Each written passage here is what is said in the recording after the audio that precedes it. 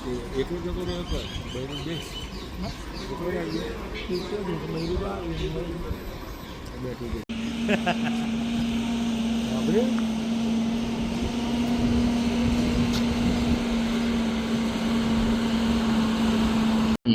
વિગત એવી કે ખેડા જિલ્લામાં જે જમીન તકેદારી સમિતિ હોય છે એમાં કલેક્ટર સાહેબના અધ્યક્ષ સ્થાને એવી વિગત બહાર આવેલી કે કોઈ ખોટા ખેડૂત બની અને ખાતેદાર થયેલા છે.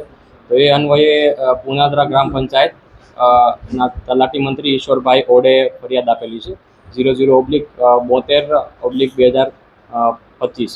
એમાં આતસુમા પોલીસ સ્ટેશનમાં ફરિયાદ દાખલ થયેલી કે તસ્નીમ આલમ ઉર્ફે તસ્નીમ આલમ સન ઓફ બાવા સાહેબે જે કોંગ્રેસના પૂર્વ મ્યુનિસિપલ કાઉન્સિલર છે બહેરામપુરા વોર્ડમાંથી એમને ખોટું પેઢીનામું બનાવી અને એને આધારે ખોટી રીતે ખેડૂત બની અને જમીનની ખરીદી કરેલી છે.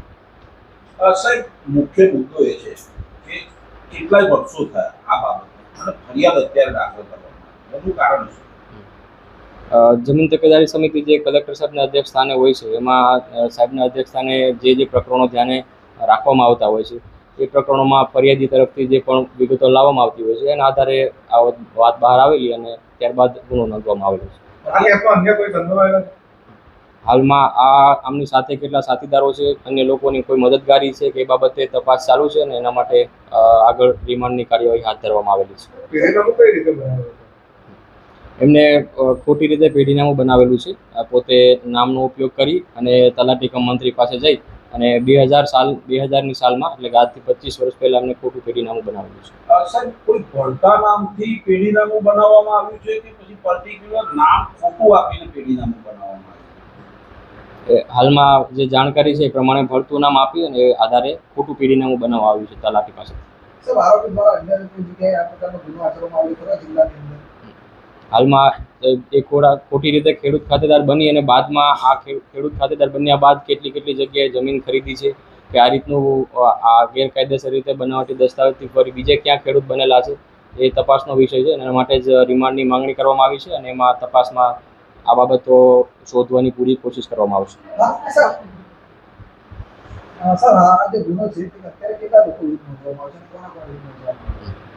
હાલમાં આરોપી એક જ છે, તસ્નીમ આલમ બાવા સાહેબ, એના વિરુદ્ધ નોંધવામાં આવેલો છે અને તપાસમાં જેટલા બહાર આવશે તો અન્ય લોકોને પણ એડ કરવામાં આવશે. રિમાન્ડની માંગણીમાં ખાસ મુદ્દાઓ એ જ છે કે આ ગુનો આચરવામાં એને બીજા કોના લોકોનો સાથ સહકાર છે, આ ગુનો એને કઈ મોડસ ઓપરેન્ડીથી આચરેલો છે, આ ગુના બાદ ખોટા રીતે ખેડૂત ખાતેદાર બની ગયા બાદ બીજે કેટલી જગ્યાએ બીજા જિલ્લાઓમાં જમીનની કોઈ ખરીદી કરી છે, આ બધા મુદ્દાઓ જાણવા માટે રિમાન્ડ માંગવામાં આવ્યા છે. સાહેબ, આ જે આરોપી છે એની ધરપકડ કરવામાં આવી અને એલસીબી દ્વારા ધરપકડ કરવામાં આવી, જ્યાંથી તેની ધરપકડ કરવામાં આવી ત્યાં કોઈ પોલીસ સાથે તકરાર કે એવું કંઈ થયું, કોઈ માહોલ ગરમ થયો હોય એવું કશું થયું છે? આ બાબતે તપાસ હેઠળ છે, હાલમાં કંઈ કહી ન શકાય. સમગ્ર બાબતની તપાસ હાલમાં કોને આપવામાં આવી? હાલમાં 00/72/2025 થી આપણે 2026 એફઆઈઆર નંબરથી આતરસુબા પોલીસ સ્ટેશનમાં આપણે એફઆઈઆર દાખલ કરવામાં આવી છે. મુખ્ય એક વસ્તુ છે, ચૂંટણી આવી રહી છે, આ પૂર્વ કાઉન્સિલર છે, તો તેમને ચૂંટણી ફોર્મ ભરી શકશે, ઇલેક્શન લડી શકશે ખરે? એ બાબતે જાણવું પડશે કે શું ચૂંટણીના જે નિયમો હોય છે એનો ભંગ થાય છે ગુનો દાખલ થવાથી કે નહીં. પણ ધારો કે એવું થતું હશે તો એમને જરૂર જે કન્સર્ન ઓથોરિટી હશે, જે ઇલેક્શન તંત્ર હશે એમને રોકશે.